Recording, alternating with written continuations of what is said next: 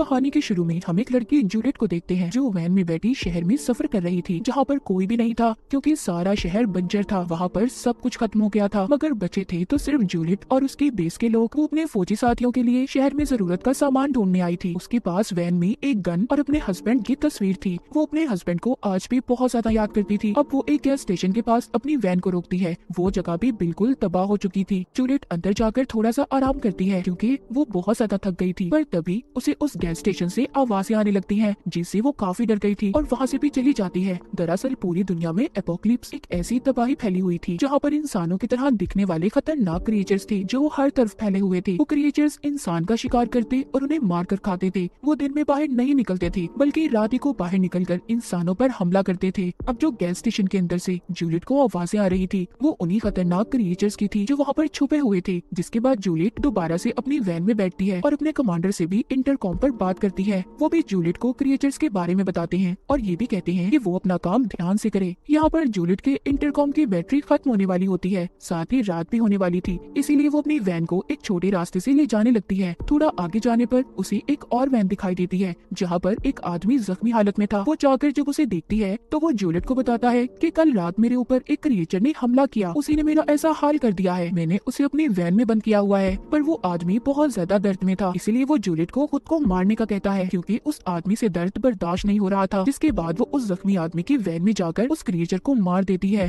और जरूरत का सामान लेकर बाहर आ जाती है। बाहर वो आदमी भी मर गया था। अब बस रात भी होने वाली थी, इसलिए जूलियट जल्दी से अपनी वैन में बैठकर अपनी बेस की तरफ जाने लगती है। जब वो जा रही थी तो रास्ते में वो अपने हस्बैंड जैक की तस्वीर को देखते हुए उसका ध्यान भटक जाता है और उसकी वैन का एक्सीडेंट हो जाता है। तो साथ ही यहाँ से कहानी जाती है पास्ट में, जब सब कुछ ठीक था, जब दुनिया ऐसी नहीं थी। जूलियट को हम एक आर्ट गैलरी में देखते हैं जहाँ पर वो पेंटिंग्स को देख रही थी। वहीं पर वो जैक से पहली बार मिली थी जो उस आर्ट गैलरी का मालिक था। आकर जैक उससे पूछता है क्या तुम्हें वो पेंटिंग पसंद आई, जिस पर वो कहती है हाँ शायद, क्योंकि जूलियट यहाँ पर किसी पेंटिंग को देखने नहीं बल्कि वो तो यहाँ पर फ्री का खाने पीने के लिए आई थी। जैक भी उसकी बातों से समझ गया था कि उसे पेंटिंग्स के बारे में कुछ भी नहीं पता। वो उससे कहती है कि बाहर बारिश हो रही थी, मैं तो बस इसलिए यहाँ पर आई थी। पर जैक उसकी बातें सुनकर कहता है मैं जानता हूँ तुम्हें यहाँ पर गॉड ने भेजा है क्योंकि वो हमें मिलाना चाहते हैं। जिसके बाद वो जूलियट को एक पेंटिंग दिखाता है जिसमें काफी अजीब शक्ल बनी हुई थी। वो कहता है इसे देखो, ये देखकर तुम्हें ऐसा लग रहा होगा कि ये कितनी बुरी है, पर मेरा कहना ये है इसे गौर से देखो, तुम इसकी ऐसी शक्ल पर मत जाओ बल्कि ये देखो इसे कितने खूबसूरत तरीके से बनाया गया है। यानी कि जैक उसे यहाँ पर इंसान की अंदरूनी खूबसूरती के बारे में समझा रहा था। अब अगले दिन जैक जूलियट से फिर मिलता है और उसे अपने घर ले जाता है। घर देखकर हैरान हो गई थी क्योंकि उसका घर बहुत बड़ा और खूबसूरत था। वो दोनों बैठकर बहुत बातें करते हैं जहाँ पर उन्हें पता चलता है कि उन दोनों के माँ बाप नहीं थे। लेकिन थोड़ी देर बाद जूलियट को कुछ अजीब महसूस होता है और वो जाने लगती है क्योंकि उसे जैक का इतना अच्छा रवैया देखकर उस पर शक हो रहा था, इसीलिए वो उसके घर से चली जाती है। जिसके बाद कुछ दिन बाद का सीन दिखाया जाता है। जैक जूलियट को एक बार में देखता है, उसके साथ एक बूढ़ा आदमी था। जैक को ये देखकर बिल्कुल भी अच्छा नहीं लगता। उसे ये जानकर तो और भी ज्यादा बुरा लगता है कि जूलियट ऐसे बुरे लोगों के साथ वक्त सिर्फ पैसे लेने के लिए गुजारती है, इसीलिए वो अब उसका पीछा करता है। वो उसके घर तक आ गया था पर वो देखता है कि कुछ गुंडे जूलियट को तंग कर रहे थे क्योंकि उसने उनके घर का किराया नहीं दिया था। तो ये सब देखकर जैक उसकी मदद करता है, घर के मालिक को किराया देता है और जूलियट से कहता है कि मैं तुम्हारी मदद कर सकता हूँ अगर तुम चाहो तो। पर वो उसकी कोई बात नहीं सुनती और उल्टा गुस्से में उसे अपने घर से जाने का कहती है। काफी दिन ऐसे ही गुजर जाते हैं। एक दिन जूलियट खुद ही जैक के घर आती है। उसकी हालत बहुत खराब थी, वो बहुत जख्मी थी। ये हालत उसकी उन्हीं गुंडों ने की थी जिनसे पहले जैक ने इसे बचाया था। जैक जब उसकी ऐसी हालत देखता है तो काफी परेशान हो जाता है। फिर वो उसके जख्मों को साफ करता है और उसका काफी ख्याल भी रखता है। जूलियट की बात नहीं जानती थी कि जैक उससे कितना प्यार करता है, इसीलिए तो वो उसका इतना ख्याल रख रहा था। यहाँ पर हमें जूलियट के बारे में एक और बात पता चलती है कि वो नशा भी किया करती थी। अब जब वो बिल्कुल ठीक हो जाती है तो दोबारा नशा करने के लिए बाहर जा रही थी। जैक उसको रोकता है कि ऐसा मत करो, जिस पर उसे बहुत गुस्सा आता है और घर की चीजों को भी फेंकने लगती है। तभी जैक उसको गले लगाकर शांत करता है। वो उसकी नशे की हालत को छुड़वाना चाहता था,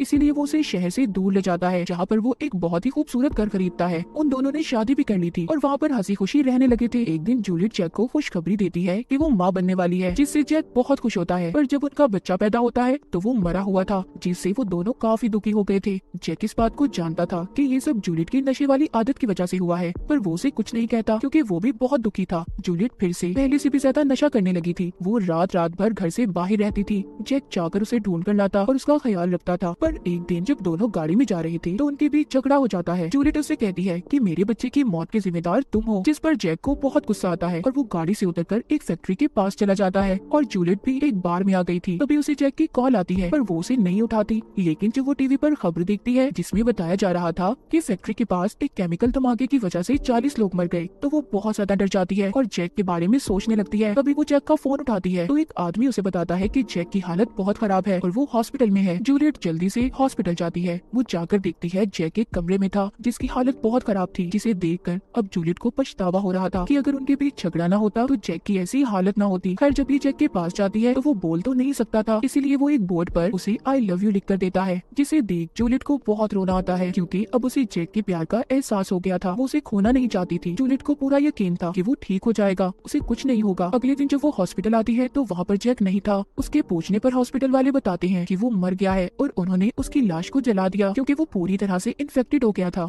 ये सुनकर तो जूलियट अब टूट चुकी थी। वो उसके मरने के बाद जैक की बहुत सी यादों को याद करती है। जैक के जाने के बाद जूलियट अब फिर से बिल्कुल अकेली हो चुकी थी, जिसके बाद हम कहानी को दोबारा से प्रेजेंट में देखते हैं जहाँ पर जूलियट की वैन का एक्सीडेंट हुआ था। अब आहिस्ता आहिस्ता उसे होश आता है। उसकी टांग वैन में फंसी हुई थी। वो हिलने की कोशिश करती है मगर हिल नहीं पाती। तभी वो अपनी गन को देखती है जो वैन से थोड़ा दूर पड़ी थी। वो एक तार के जरिए उसे अपनी तरफ खींचने की कोशिश करती है पर नहीं खींच पाती। अब वो अपनी टांग को जैसे तैसे कर बाहर निकालती है। उसकी टांग की हड्डी टूट चुकी थी जो अब बाहर निकल रही थी। वो उस पर शराब को डालकर हाथ से उसे अंदर करती है जिससे उसे बहुत दर्द हो रहा था, पर उसने अपनी टांग पर अब पट्टी बांध ली थी। वो अपनी वैन में मौजूद रेडियो से अपने बेस पर राब्ता करने की भी कोशिश करती है पर उसकी किसी से भी बात नहीं हो पाती। अब वो आहिस्ता आहिस्ता रेंगते हुए बाहर जाती है और जाकर अपनी गन उठा लेती है। तभी वहाँ पर उसके रेडियो के शोर से अजीब सा क्रिएचर आ गया था जो दिखने में बिल्कुल इंसान जैसा था। असल में ये जितने भी ऐसे क्रिएचर्स थे सब पहले इंसान थे, पर उस फैक्ट्री के केमिकल वाले धमाके की वजह से बचने वाले इंसान क्रिएचर्स में बदल गए, यानी वही धमाका जिसमें जैक की भी मौत हुई थी। जूलियट को तभी अपने रेडियो पर भी आवाज आती है। उसके बेस से कोई बोल रहा था पर अब वो क्रिएचर भी उसकी तरफ आने लगा था क्योंकि रेडियो की आवाज उस क्रिएचर को जूलियट की तरफ खींच रही थी। तभी जूलियट उस रेडियो को अपनी वैन से दूर फेंकती है जिससे वो क्रिएचर भी रेडियो के पास जाकर उसे उठाकर दूर फेंक देता है। जिसके बाद जूलियट कुछ ट्यूबलाइट्स को भी बाहर फेंकती है जिससे अंधेरे में देखा जा सकता था ताकि उनकी मदद से रेडियो को ढूंढ सके। उसे रेडियो मिल तो जाता है पर साथ ही उसे क्रिएचर ने भी देख लिया था जो उसका पीछा करने लगता है, जिसे देखकर जूलियट दोबारा से अपनी वैन में आ जाती है और अपनी गन लेकर क्रिएचर का इंतजार करने लगती है। वो पीछे से आकर जूलियट को पकड़ लेता है मगर वो वैन की एक्सीलेटर को दबा देती है जिससे वो डर गया था और थोड़ा पीछे हो जाता है, मगर वो दोबारा से उस पर हमला कर देता है। जूलियट इस बार उस पर अपनी गन से गोली चलाकर उसे दूर करती है। अब उसकी रेडियो पर भी बात हो गई थी। उसके बेस के लोग कहते हैं कि तुम अपनी वैन में लगी ट्रैकिंग डिवाइस को ऑन कर दो जिससे हम तुम्हें ढूंढ लेंगे। वो ऐसा ही करती है। जहाँ पर वो एक तरफ क्रिएचर से बचने की कोशिश कर रही थी तो वहीं पर वो क्रिएचर उसकी वैन के सामने वाले शीशे को तोड़ने में कामयाब हो जाता है और उसकी तरफ बढ़ने लगता है, पर जूलियट जल्दी से हेडलाइट को चला देती है जिससे वो भाग गया था क्योंकि ये क्रिएचर्स ज्यादा रोशनी को बर्दाश्त नहीं कर सकते थे। बाद में वो फिर से रेडियो पर अपने बेस पर बात करती है जिस पर वो उससे कहती है कि हम लोग खतरे में फंसे हुए हैं, तुम भी अगर सुबह तक जिंदा रही तो हम तुम्हें बचा लेंगे। ये सुनकर तो जूलियट और ज्यादा डर गई थी। तभी उसे वहाँ पर एक और गाड़ी की आवाज आती है। वो उस गाड़ी को देखकर उन्हें आवाज लगाने लगती है। दरअसल वो चोर और गुंडे थे जो लोगों को मारकर उनके सामान को चुराकर भाग जाते थे। उस गाड़ी में से एक आदमी जब जूलियट की आवाज सुनता है तो उल्टा वो उसे बचाने की बजाय उसे मारने आया था, पर वहाँ मौजूद क्रिएचर उस आदमी को खींचकर मार देता है और खा जाता है जिससे जूलियट की जान बच गई थी। उस आदमी के बाकी साथी क्रिएचर से डरकर भाग गए थे, मगर अब बेचारी जूलियट सब चीजों से बहुत ज्यादा डर गई थी और खुद ही अपनी जान लेने का सोचती है क्योंकि वो क्रिएचर के हाथों नहीं मरना चाहती थी। अब खैर वो हिम्मत करती है और वैन से बाहर आ जाती है। उसके पास पेट्रोल की कैन और फ्लेयर स्टिक्स थी। वो वैन से कुछ दूरी पर पेट्रोल कैन को रखकर फ्लेयर स्टिक्स में आग लगाती है।